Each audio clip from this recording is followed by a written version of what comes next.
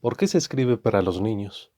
Así reza el tema de este congreso y estoy seguro de que en los próximos días escucharemos muchas cosas interesantes y sustanciosas al respecto. Pero yo no soy un estudioso de la literatura, ni un filósofo de la cultura, no soy tan siquiera un verdadero experto en literatura internacional infantil y juvenil. Por eso, todo lo que yo pueda decirles no pretende tener validez general, sino que será únicamente mi respuesta personal a la pregunta planteada. Tampoco tengo experiencia como orador, soy solo un narrador de historias. Permítanme por ello comenzar con una pequeña. Su autor es el escritor alemán Gustav Meyrink, o en cualquier caso fue él quien la escribió por primera vez. Sobre una piedra grande y lisa, bailaba cada día, cuando brillaba el sol, a una hora determinada, un cien pies. Los otros animales venían de lejos para contemplarle cuando, a su manera, inimitable y llena de encanto, trazaba sus lazos y sus espirales, mientras su cuerpo fulguraba a la luz y brillaba como si estuviese hecho de piedras preciosas. Era un placer mirarle, y todos los animales encomiaban su arte y su gracia. Sin embargo, el cien pies no bailaba para conseguir la fama y la admiración de los demás. Apenas echaba de ver a sus espectadores, tan ensimismado estaba en su danza. Pero he aquí que vivía cerca de él, bajo las raíces de un árbol, un sapo grande y gordo, y a éste le irritaba lo que hacía el cien pies, ya fuese porque tenía envidia de su gracia y su fama, ya fuese porque estaba en contra de actividades inútiles como la danza. Lo cierto es que había decidido aguarle la fiesta al cien pies, pero eso, por otra parte, no era tan fácil, pues lo que él no quería era exponerse a las críticas y reproches de los demás animales. Estuvo reflexionando largo tiempo, y un día le vino una idea grandiosa y escribió al cien pies una carta que decía más o menos lo siguiente: Oh tú, admirable maestro en el danzar armonioso y en los complicados lazos y espirales, yo solo soy una cosita pobre, húmeda, viscosa, y no tengo más que 4 patas pesadas y torpes. Por eso te admiro sobremanera a ti, que consigues mover con tan maravilloso orden tus 100 pies. Me gustaría tanto aprender un poquito de ti. Por eso dime, admirable maestro, cuando empiezas a bailar, ¿mueves primero el pie izquierdo y luego el número 99 de la derecha? ¿O comienzas por el número 100 de la izquierda y echas después el número 53 de la derecha, moviendo después el tercero de la izquierda y luego el número 72 de la derecha? ¿O lo haces al revés? Explica, por favor, a este ser tan pobre, húmedo y viscoso, con solo 4 patas, cómo te las ingenias para que yo, indigno y retante bicho, aprenda a moverme con un poquitín de gracia. El sapo colocó la carta sobre la piedra bañada por el sol, y cuando el cien pies llegó para bailar, allí la encontró y la leyó. Comenzó entonces a reflexionar sobre cómo lo hacía. Movió un pie, luego el otro, tratando de recordar cómo lo había hecho hasta entonces, y comprobó que no lo sabía. Y no pudo hacer el menor movimiento. Estaba allí, inmóvil, y pensaba, y movía tímidamente alguna de sus 100 patas, pero lo que ya no podía era bailar. En efecto, lo de bailar había pasado a la historia. Yo, naturalmente, no quiero compararme en modo alguno con un tan gran artista como el cien pies. La modestia me lo impide, y mucho menos pretendo poner en relación ni remotamente a nuestros amables y distinguidos anfitriones con el alevoso sapo. Eso lo exige la amistad y la buena educación. Y sin embargo, quiero confesarle sinceramente que me pasó algo semejante a lo del cien pies cuando me enteré del tema sobre el que tenía que hablarles a ustedes aquí. ¿Por qué se escribe para los niños? Sí, ¿cuál es el motivo? Aquí estoy yo desde entonces moviendo tímidamente para quedarnos en el símil del cien pies, a veces esta pata, a veces esta otra, y no estoy en absoluto seguro de que lo haya sabido alguna vez. Lo único que espero es reconquistar con los pensamientos que voy a exponer mi despreocupación originaria. y con toda seguridad no puedo responder por otros, sino solo por mí. Así que, ¿por qué escribo yo para los niños? Ya aquí me quedo parado y compruebo que para poder continuar, tengo que plantearme la pregunta de otra manera, pues en el fondo yo no escribo en absoluto para ellos. Quiero decir que mientras escribo no pienso nunca en los niños. No reflexiono sobre cómo he de expresarme para que me entiendan. No elijo o desecho un tema porque éste sea o no apropiado para ellos. En el mejor de los casos, podría decir que escribo los libros que me habría gustado leer de niño. Esta fórmula suena bien, pero no corresponde del todo a la verdad, pues tampoco escribo recordando o reflexionando sobre mi propia adolescencia. El niño que fui una vez sigue hoy viviendo en mí. No hay un abismo, el del paso a la edad adulta, que me separa de él. En el fondo me siento como el mismo que era entonces. Llegado a este punto, estoy viendo con mi mirada interior a más de un psicólogo que frunce el entrecejo y murmura: ese nunca ha llegado a la edad adulta, lo cual se tiene hoy por gravísima falta. Bueno, ¿qué se le va a hacer? Lo admito, seguramente nunca he llegado a ser de verdad una persona adulta. Durante toda mi vida he procurado no convertirme en lo que hoy día llamamos adulto de verdad, o sea, ese ser mutilado, desencantado, banal, ilustrado, que existe en un mundo desencantado, banal, ilustrado, el mundo de los llamados hechos. Y me acojo aquí a las palabras de un gran poeta francés: cuando hemos dejado definitivamente de ser niños, ya hemos muerto. Yo creo que en toda persona que todavía no se ha vuelto completamente banal, completamente acreativa, sigue vivo ese niño. Creo que los grandes filósofos y pensadores no han hecho otra cosa que replantearse las viejísimas preguntas de los niños. ¿De dónde vengo? ¿Por qué estoy en el mundo? ¿A dónde voy? ¿Cuál es el sentido de la vida? Creo que las obras de los grandes escritores, artistas y músicos tienen su origen en el juego del eterno y divino niño que hay en ellos. Ese niño que, prescindiendo totalmente de la edad exterior, vive en nosotros, ya tengamos 9 o 90 años. Ese niño que nunca pierde la capacidad de asombrarse, de preguntar, de entusiasmarse. Ese niño en nosotros, tan vulnerable y desamparado, que sufre y que busca consuelo y esperanza. Ese niño en nosotros que constituye hasta nuestro último día de vida nuestro futuro. Si se me permite, quisiera asociar a las palabras de Goethe del eterno femenino, con toda la modestia que hace al caso, el eterno infantil, sin el cual el hombre deja de ser hombre. Para ese niño en mí y en todos nosotros cuento yo mis historias, pues, ¿por quién o por qué valdría la pena hacer cualquier cosa? No son, por tanto, miras pedagógicas o didácticas las que me impulsan mi labor. El haber elegido la forma que pueden ustedes ver en mis libros tiene exclusivamente razones artísticas y poéticas. Si ustedes quieren contar determinados hechos maravillosos, tienen que describir el mundo de tal manera que tales hechos sean posibles y probables en él. Esto, por su parte, es cuestión del tono de voz, del estilo.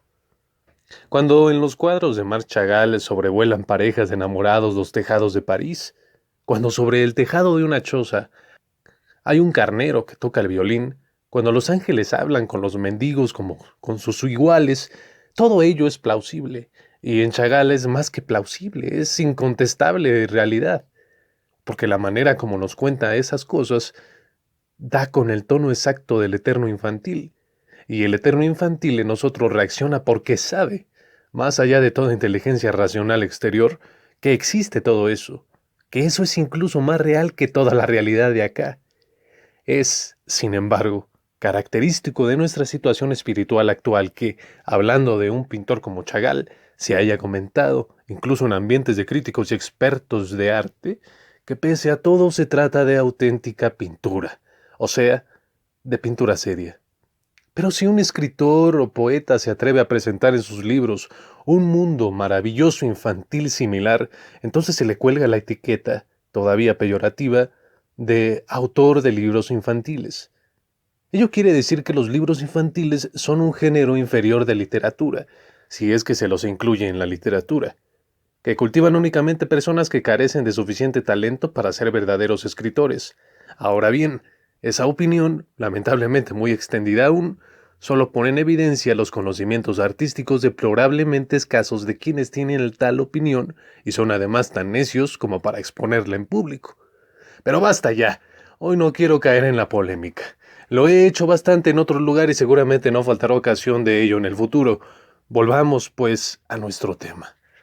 Una vez que he explicado de modo relativamente comprensible, espero, en qué sentido yo no escribo para niños, aún queda por responder la pregunta de por qué escribo. Pues bien, tradicionalmente hay dos respuestas de poetas y escritores a esta pregunta.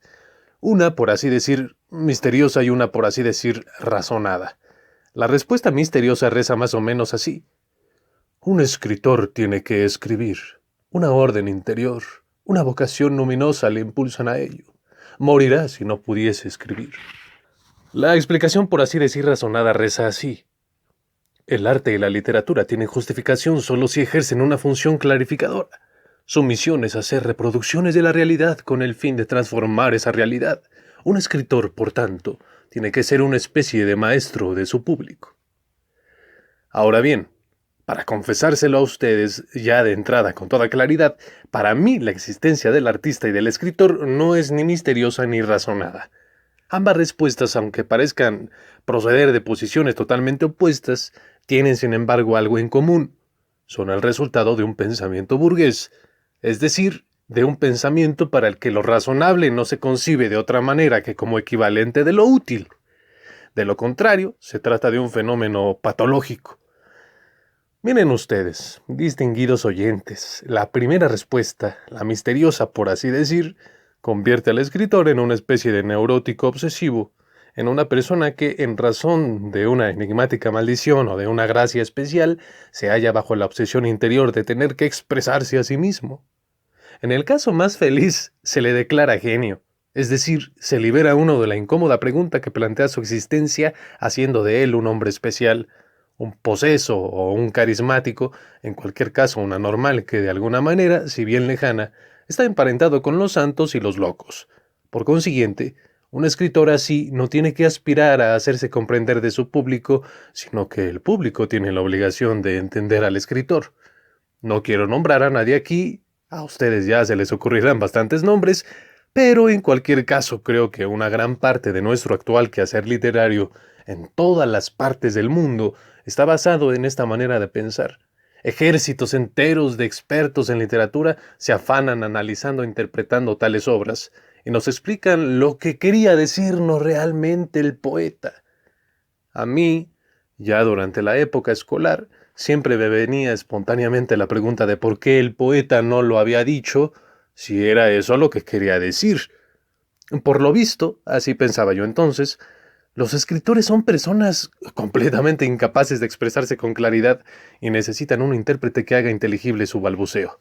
La otra, la respuesta, por así decir, razonada a la pregunta de por qué se escribe, tiene aún más difusión y, curiosamente, está considerada, por más que sea típico producto del siglo XIX, como progresista, especialmente en mi país, en Alemania. Durante los 30 años que siguieron al final de la Segunda Guerra Mundial, la totalidad de la vida literaria estaba marcada por el afán verdaderamente angustioso de ver todo, absolutamente todo, bajo el aspecto crítico social, político, emancipatorio o de una manera u otra clarificador. El escritor que quería ser tomado medianamente en serio en los ambientes culturales oficiales tenía que llevar a cabo sin falta los correspondientes y obligatorios ejercicios. Todo género de literatura que no se consideraba socialmente relevante pasaba ya a priori por ser literatura de evasión, o sea, de huida de la realidad, y en consecuencia totalmente rechazable. El escritor, se decía, era la conciencia de la nación. Y como la conciencia naturalmente solo tiene una función plausible cuando es una conciencia con remordimientos, nuestros escritores se superaban unos a otros formulando acusaciones, denunciando abusos, criticando la sociedad, la cultura, la situación social, las personas. Cada vez se iba cayendo en una vorágine más y más profunda de negatividad, de ira, de amargura, de tedio. Quien no seguía esa corriente pasaba por superficial o por tonto. El criterio decisivo por el que se juzgaba a un escritor era el llamado mensaje que contenían sus libros. Solo eso era objeto de discusión.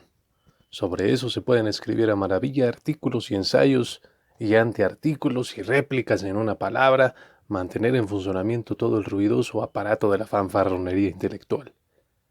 El escritor estaba, por así decir, ante un imaginario tribunal de justicia, ya fuese como fiscal del Estado, como defensor y abogado, y su libro, su pieza teatral, su poema tenían que probar algo, una culpa, un hecho social, un desarrollo histórico. Esa prueba era después examinada con vistas a su carácter conclusivo. Era refutada, se presentaban pruebas en contra, que eran refutadas a su vez. En resumen, se veía toda la literatura desde una única perspectiva, la del argumento. Esto valía también para el libro infantil y hasta para los libros ilustrados.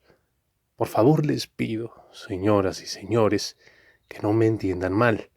Con esta exposición algo polémica no quiero decir en absoluto que yo considere innecesaria o superflua toda esa corriente literaria.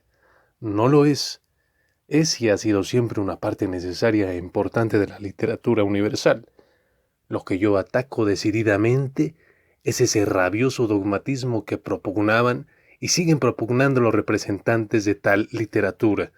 Mediante esa funesta unilateralidad, a muchos escritores cuyo punto fuerte no es la argumentación, se les priva literalmente del aire que respiran. Y no son precisamente las mayores obras de la literatura universal las que están más allá de toda argumentación. La Odisea y la Ilíada, las Mil y una noches, Don Quijote de la Mancha, nuestros cuentos populares, el Fausto, las grandes novelas de Balzac o Dostoyevsky, los dramas y las comedias de Shakespeare, todas ellas ni prueban ni refutan nada. Son algo, presentan mundos, pero no explican el mundo. Una cosa es defender valores y otra crear o renovar valores. ¿De qué sirve toda la argumentación crítico-social contra el envenenamiento y destrucción de la naturaleza si en el fondo el árbol como tal ya no nos dice nada?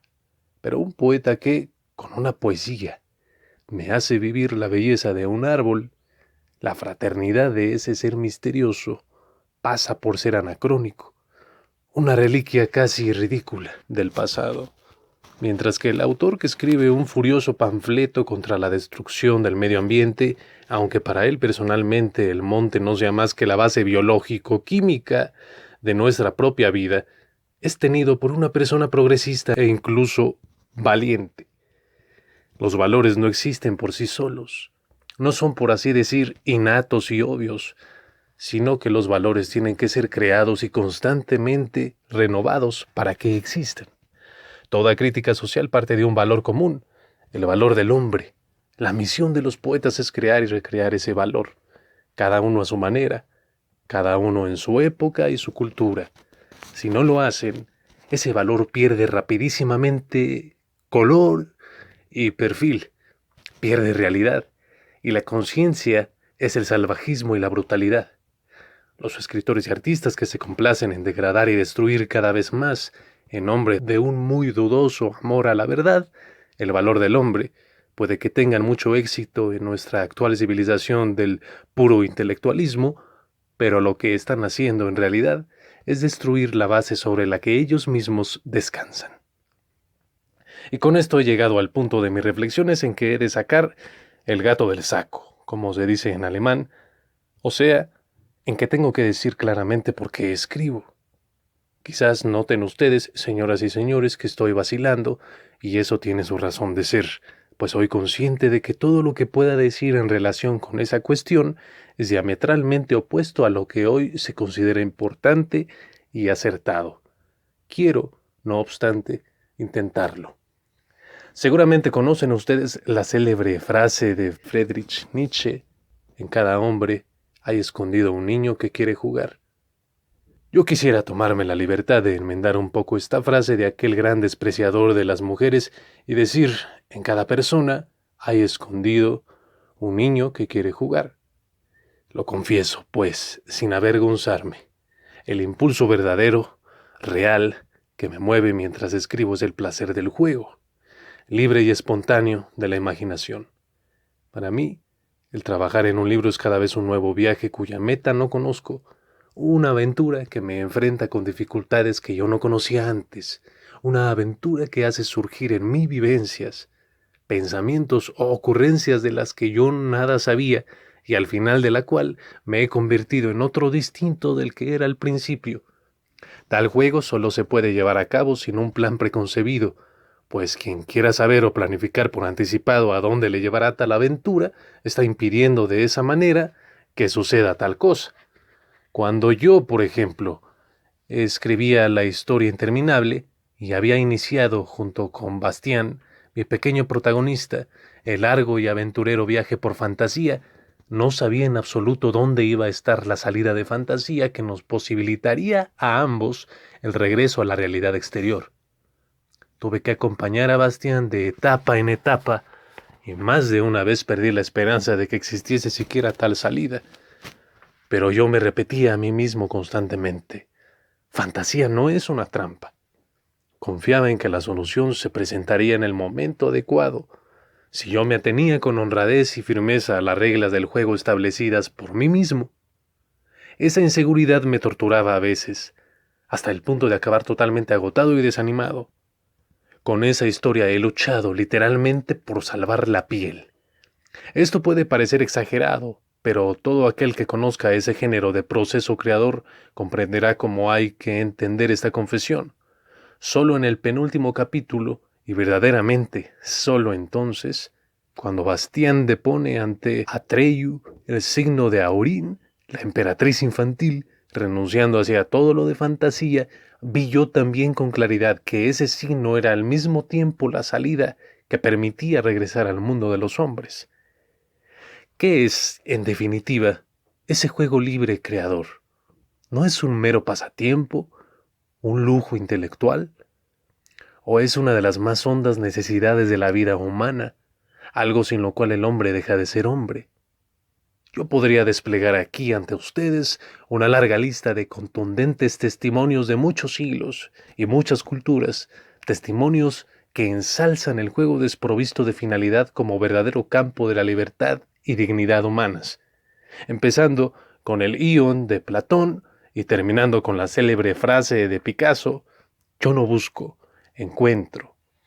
Hasta el creador de nuestro mundo, jugó cuando creó la naturaleza, pues nadie podrá convencerme jamás de que la infinita variedad de formas y colores del mundo de los animales, plantas y piedras ha surgido únicamente por la imperiosa necesidad de sobrevivir y adaptarse.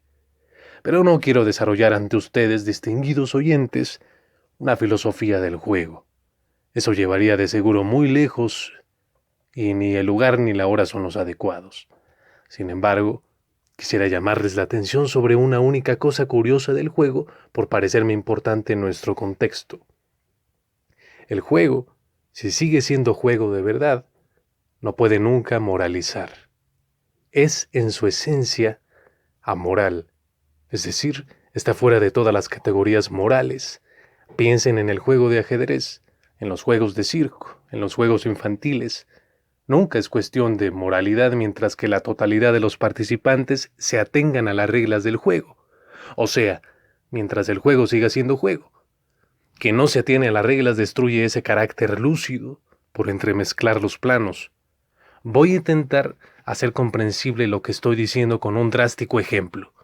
Si van ustedes por la calle y ven que en la acera de enfrente un tipo está apaleando a una mujer, se encuentran ustedes instantáneamente ante una situación que exige una decisión moral. Pueden ustedes tratar de buscar ayuda, pueden ir allí ustedes mismos para prestar socorro a la mujer, pueden también hacer como si no hubiesen visto nada y continuar con su camino. En cualquier caso, han tomado una decisión moral, buena o menos buena. Pero si están en el teatro viendo cómo Otelo estrangula a Desdemona, sería extremadamente ridículo que se precipitaran ustedes al escenario para impedírselo. No solo no hace falta que ustedes intervengan, sino que al contrario, en cierto sentido incluso están disfrutando el crimen. Saben que se trata de una representación, de un juego, que lo que está pasando tiene lugar en lo imaginario y que por eso lo bueno y lo malo están igualmente justificados. En lo que dure la representación, Ustedes están exentos de cualquier obligación moral. En eso justamente estriba la vivencia de la libertad, en el plano que procura el arte. Y entiendo arte aquí como la forma más elevada de juego. Ahora bien, yo entiendo perfectamente, por supuesto, que a mucha gente el punto de vista que aquí defiendo les pueda parecer casi blasfemo. Vivimos en un mundo amenazado por la bomba atómica, un mundo en que ha habido y sigue habiendo en gran medida dictaduras y campos de concentración, un mundo en que existe la injusticia social y la explotación, en que parecen aumentar a diario la agresividad y la brutalidad, el abuso de la droga y todo género de deterioro psíquico. Y en ese mundo el arte y la poesía, justamente esos dos, ¿se van a sustraer a todo imperativo moral? ¿Van a limitarse a ser un juego desprovisto de intencionalidad? No podrá afirmarse en serio tal cosa. Sería puro cinismo. Pues bien, lo que estoy diciendo es tan poco cínico y tan poco blasfemo como el comportamiento de un médico que durante una guerra o epidemia intenta sanar a los enfermos, salvar a los heridos, consolar a los moribundos. Si es un buen médico, no intentará aleccionar o mejorar la conducta de sus pacientes. Intentará simplemente curarlos. Miren ustedes, señoras y señores, vivimos en un siglo ideológico en que cada uno trata de imponer al otro sus opiniones y puntos de vista, convencerle, apabullarle con argumentos. Todos discursan a todos y en la algarabía general muchas veces se pierden justamente las cosas sobre las que se doctora con tanto ahínco. Una de esas cosas es el hecho de que el arte y la poesía tienen fundamentalmente una finalidad terapéutica, pues el arte verdadero, la poesía verdadera, nacen siempre de la totalidad de cabeza, corazón y sentidos y restablecen esa totalidad en los hombres que tienen acceso a ellas, o sea, devuelven la salud y sanan a los hombres. Cuando ustedes regresan de un buen concierto, no ha aumentado su inteligencia, pero han tenido una experiencia que ha restablecido su totalidad. En ustedes ha sanado algo que antes estaba perturbado, separado. Pienso, llegado a este punto, en un titiritero ruso a quien tuve una vez el honor de conocer. Aquel hombre había estado durante años en un campo de concentración nacionalsocialista. A base de diminutas sobras de puré de patatas, se había ido modelando poco a poco una serie de marionetas con las que, si no había cerca ningún guardián, les representaba cuentos a los niños. Hacía reír a los niños. También le representaba su propio destino y hasta su muerte. Más tarde iban a él muchos reclusos de edad adulta y jugaba con ellos a lo mismo.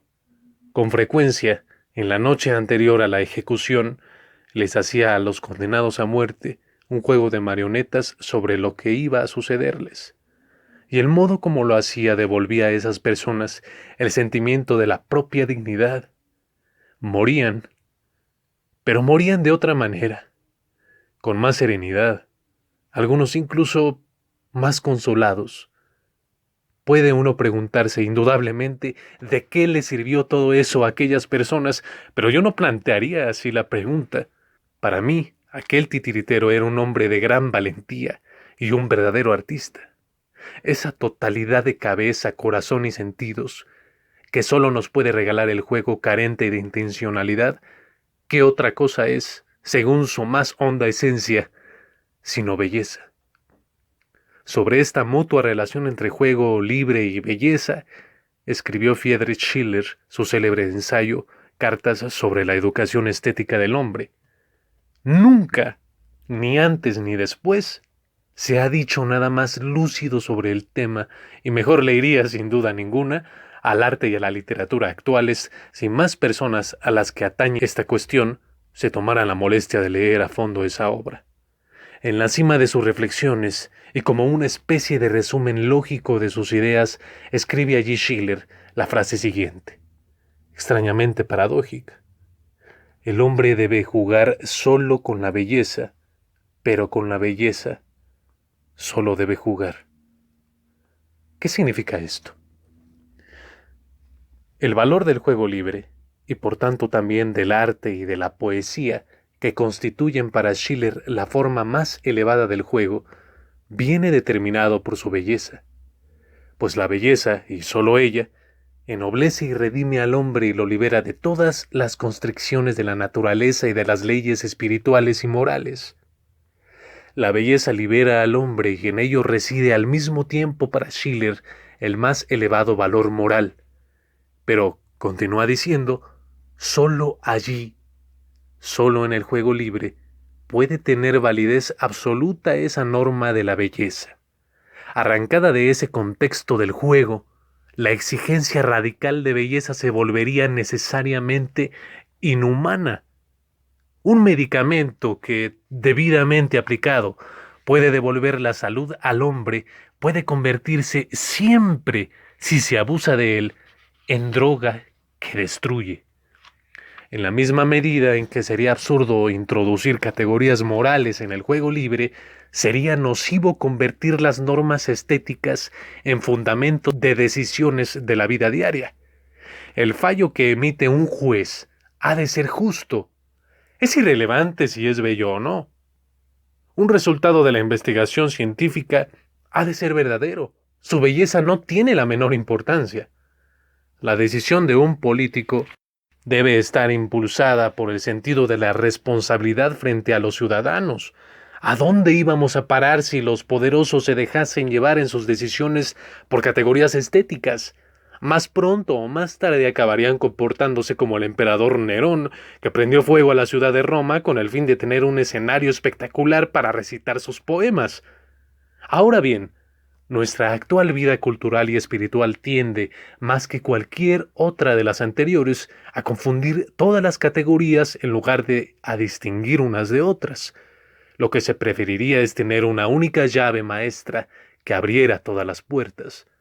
Debido a esa comodidad en el pensar, se ha abandonado y olvidado la cuestión de la belleza.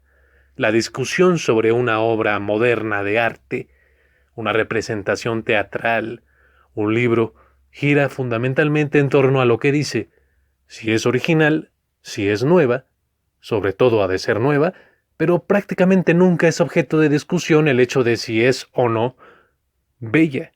Entonces, lógicamente, una gran parte de nuestra literatura y arte modernos ni siquiera reivindican tal cosa. La belleza ya ni siquiera constituye una aspiración. ¿A qué se debe eso? La belleza es, por su misma esencia, trascendente. No es abarcable únicamente por el lado de acá. No es objetivable. O sea, no es posible medirla, pesarla o contarla. La belleza, para que sea percibida, necesita personas capaces de ello. ¿Es por eso solo una vivencia subjetiva? El pensamiento materialista solo puede comprobar que todas las culturas del mundo, todos los siglos, e incluso cada una de las generaciones, han desarrollado distintos conceptos de belleza, tan diferentes en ocasiones que llegan a ser totalmente contrapuestos. ¿Dónde está entonces el elemento común? Como el pensamiento formado en el empirismo de la ciencia no podía reconocer ese elemento común, toda la cuestión de la belleza se vio relativizada. Bello es, eso se dijo, lo que se considera en su momento como tal. La belleza de por sí no existe. Peor aún, se llegó a hacer la absurda afirmación de que la belleza era una especie de embellecimiento encubridor, o sea, un amable embuste con el que se intenta velar, minimizar o incluso recubrir totalmente la vileza y brutalidad de nuestro mundo, cuando lo que ante todo se quería tener era veracidad. Se quería representar lo intolerable como intolerable, lo vil como lo vil, lo brutal como brutal. Así, en nombre de una exigencia mal entendida de veracidad, lo repugnante queda prácticamente declarado norma artística y poética. Entre ciertos críticos y grupos artísticos nació un auténtico culto a la fealdad. El hecho de que ni Homero, ni Dante, ni Goya hubiesen prescindido en sus obras de lo horrible e insoportable, el hecho de que no encubriesen nada y que, sin embargo, transformasen todo en belleza, eso ya no se comprendió. Y el público, la gente, permanecían en silencio, intimidados y acongojados, pues una gran parte del periodismo cultural quería convencerles de que, si lo que esperaban era belleza, formaban parte de la burguesía reaccionaria. Así que se encogían de hombros y se sometían, pues ¿a quién le agrada ser tenido por reaccionario? Tal intimidación dura hasta hoy. Pero así y todo, en la mayoría de la gente sigue habiendo hoy, y quizás incluso más que nunca, una nostalgia, casi una verdadera sed de belleza. Yo creo que los hombres nada agradecen tanto como el que les ofrezcan un poquito de belleza. Esto es aplicable a los niños más aún que a las personas mayores, y si se les priva de esa belleza, entonces echan mano del sucedáneo, del sustitutivo, del kitsch para calmar la sed. He dicho que la belleza es, por su misma esencia, trascendente, o sea que no es abarcable únicamente del lado de acá. Es, por así decir, un reflejo luminoso que proviene de otros universos y que ilumina el nuestro transformando el sentido de todas las cosas. La esencia de la belleza es lo misterioso y lo maravilloso. Las banalidades de este mundo se convierten a su luz en revelaciones de otra realidad de la que todos venimos y a la que todos retornaremos, y que todos añoramos a lo largo de nuestra vida, aunque la hayamos olvidado. El escritor francés André Breton escribió en su manifiesto del surrealismo: lo maravilloso siempre es bello, e incluso solo lo maravilloso es bello. Señoras y señores, le ruego que consideren una vez más hasta qué punto hemos conseguido los hombres modernos desencantar nuestro mundo, despojarlo de todos sus misterios y milagros, echarlo a perder mediante la explicación racional. Observemos juntos por un instante la visión del mundo que hoy tiene todo hombre moderno instruido y que, ya desde la escuela, se inculca a todos los niños. Así que, alguna vez, en alguna parte, en algún rincón perdido del universo, hubo una gran nebulosa de hidrógeno que, no se sabe por qué, empezó a girar. Poco a poco se fue formando una serie de grumos de materia que rodaban en torno a un sol común. Al cabo de algunos millones de años, y bajo la influencia de los rayos cósmicos, surgió en uno de esos grumos de materia una primera célula de albúmina que empezó a reproducirse. En el transcurso, nuevamente, de inimaginables periodos de tiempo, esa célula albuminosa se desarrolló más y más, siempre por la necesidad de adaptarse y por la selección natural, hasta que finalmente salió el hombre. Ese hombre era al principio tonto y supersticioso. La naturaleza que le rodeaba se la imaginaba a él poblada de seres misteriosos, de elfos, ondinas, enanos y seres semejantes. Creía en las estrellas y más arriba de ellas vivían seres divinos.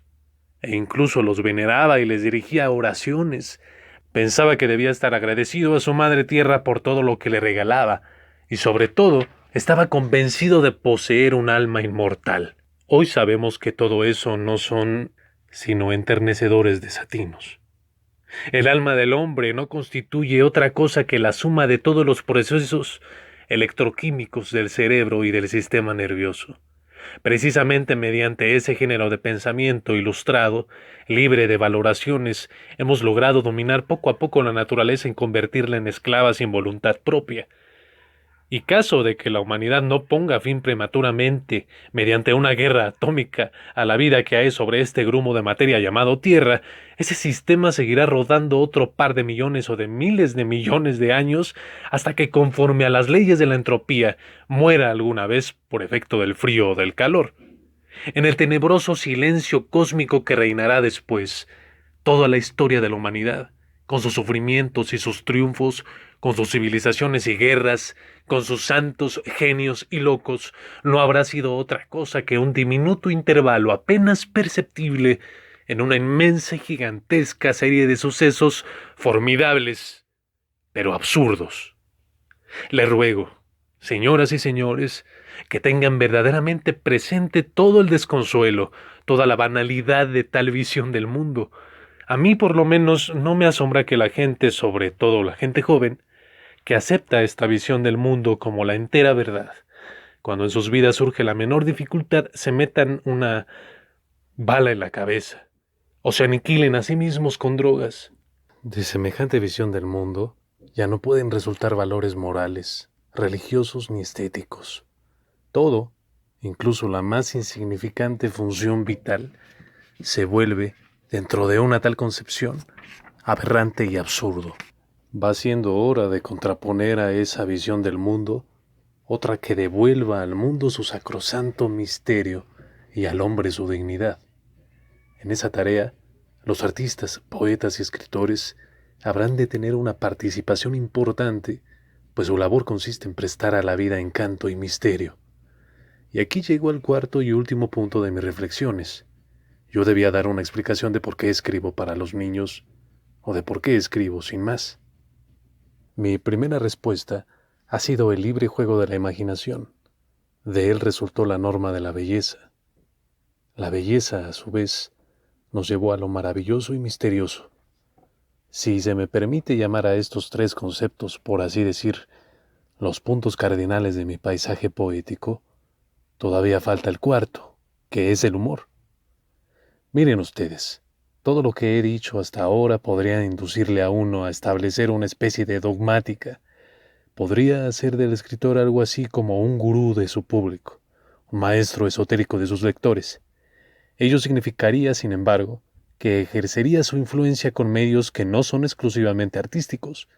De ese modo, se convertiría solo en propagandista de su mensaje, un propagandista que utiliza la poesía como una especie de envoltorio. Y eso exactamente es lo que había que evitar. De ello le salva a uno exclusivamente el humor. Tampoco del humor se puede dar una definición exhaustiva como es natural.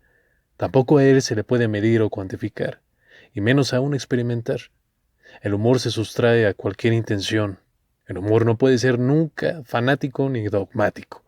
Es siempre humano y amable. Es esa actitud de conciencia que nos da la posibilidad de admitir sin amargura la propia insuficiencia y no tomarla tan en serio. Y también tomar nota con una sonrisa de las insuficiencias de los demás. El humor no es idéntico a la sabiduría, pero es un pariente cercano de ella. Los inventores del humor son, creo, los judíos, y ello tiene su razón de ser. En la mayor parte de las otras culturas se es o idealista o realista. Si se es idealista, se dirige la mirada solo a lo esencial, a lo sublime, a lo divino. Se pasan por alto las molestas banalidades de la vida. Pero si se es realista, solo se ve la miseria del mundo y se tiene por ilusión todo lo que es más elevado. Los judíos han aprendido en una larga y dolorosa historia a mantener bien agarrados los dos extremos. Viven en esa tensión entre arriba y abajo y la soportan con su famosa tosudez. Saben cuán dolorosos pueden ser los pies planos y saben del Dios eterno, y consiguen, con toda modestia, plantarse con sus pies planos ante el trono de Dios. Y ese es el verdadero humor. Y puesto que aquí queremos hablar sobre todo de literatura para niños o para el niño que hay en todos nosotros, seguro que no les digo a ustedes nada nuevo si añado que los niños para nada son tan receptivos como para el auténtico humor. Pues éste les dice que se pueden tener y cometer faltas, más aún que se nos quiere precisamente a causa de nuestras faltas. Y así creo que la curva nos lleva de modo imperceptible y por sí sola a nuestro punto de partida, al juego libre y desprovisto de finalidad. El cien pies puede danzar de nuevo.